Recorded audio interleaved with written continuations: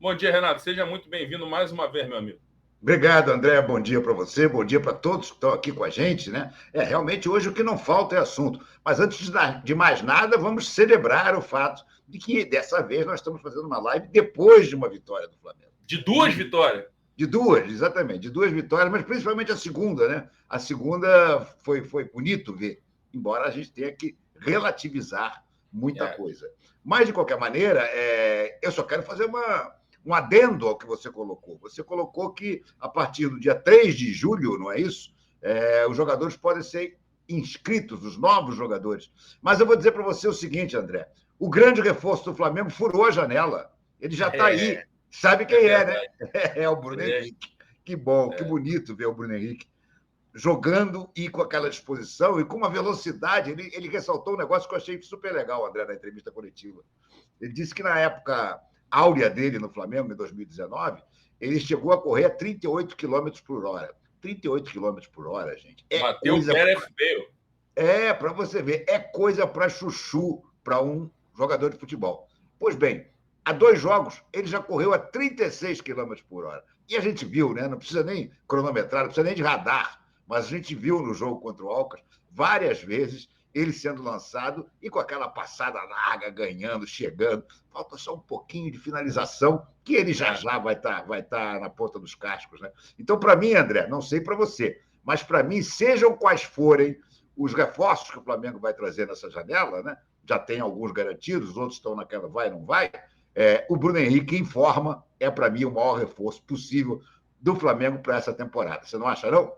Não, sem dúvida, até porque ele dá uma opção que o Flamengo não tem, que é o cara que alarga o campo para frente, né? A gente fala normalmente de alargar o campo para o lado, ele alarga o campo para frente. O adversário vai pensar 2 vezes antes de adiantar a marcação. Você viu o que aconteceu, né? O Alcas saiu, o Vitor Hugo meteu ele na cara do gol. E ele, essa arrancada dele deve ter sido a de 36, porque ele disparou, entrou na cara do goleiro, aí realmente faltou o refino ali, faltou a sintonia fina que ele vai pegar com a sequência de jogos ali, de finalização, parte técnica, né? Que no jogo é diferente, né, do treino. A gente vê no treino ele metendo um monte de gol, mas o jogo, né, tem uma carga emocional ali, até aquele pessoal todo gritando, vai, vai, vai, vai. O cara Claro, fica numa claro. tensão, numa ansiedade danada. Então, é muito bom.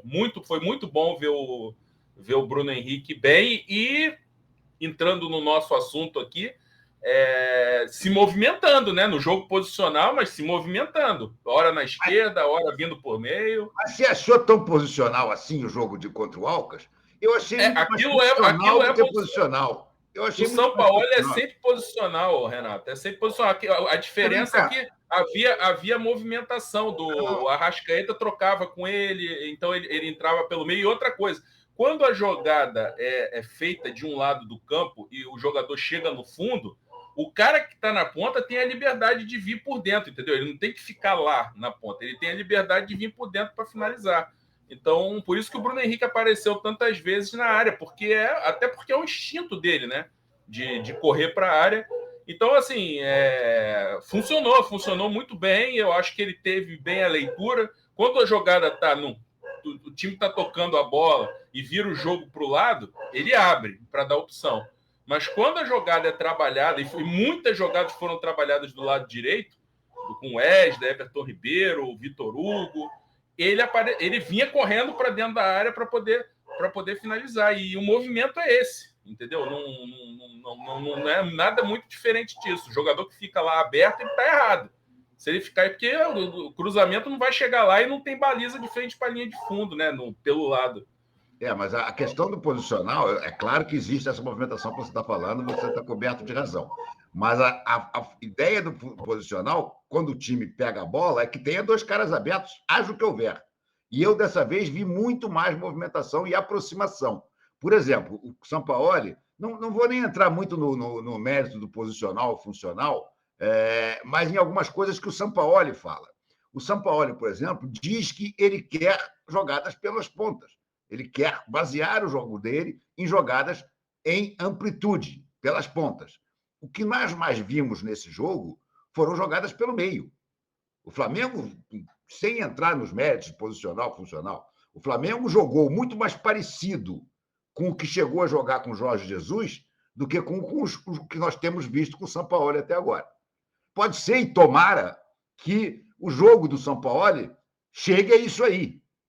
Sabe, é pouco importante aqui se é posicional ou se é funcional. O importante é que o futebol do time flua, André.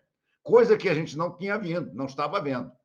Agora, o entusiasmo de voltar a ver o time do Flamengo, fazer triangulações, ser rápido e profundo com o Bruno Henrique, uma série de coisas que a gente viu e que a gente via nos tempos do Jorge Jesus, ela só precisa ser relativizada porque o adversário era muito fraco, né? Vamos combinar? O Alcas é um Maringá com vidro elétrico, airbag e teto solar. É muito fraco o Alcas. É a baba do boi cansado, né? Exatamente. A tristeza que ficou para mim, depois de ver o jogo e ter ficado alegre com o desempenho, foi dizer, puxa, como é que nós perdemos desse time? Apesar da altitude de Quito, apesar de tudo, o Flamengo não podia ter perdido do Alcas.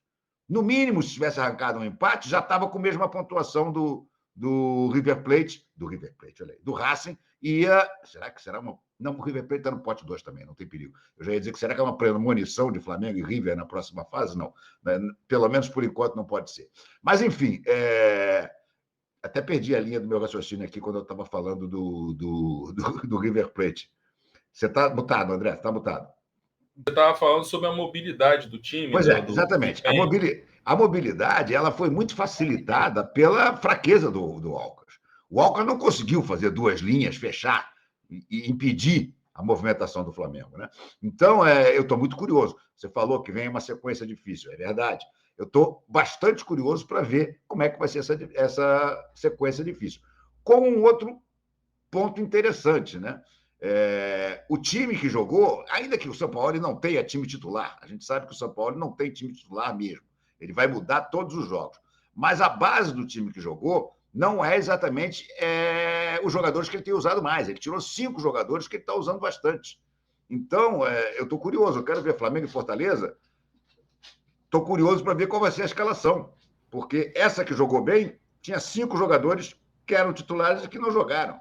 Então, estou muito curioso. Agora, é muito bom você ver o Flamengo voltar a se movimentar, o Flamengo voltar a ter jogadas de profundidade. A gente vê o Vitor Hugo, gente, como jogou bola o Vitor Hugo, né? Que coisa interessante, né? Agora, meu medo é que eu já li, não sei se você sabe alguma coisa, André, que o Flamengo está tentando vender nessa janela, não só o Matheus França, que esse todo mundo sabe que ele quer vender, até para ter o dinheiro para contratar os reforços que ele está trazendo, e fala-se no Vitor Hugo também. Aí é meio decepcionante.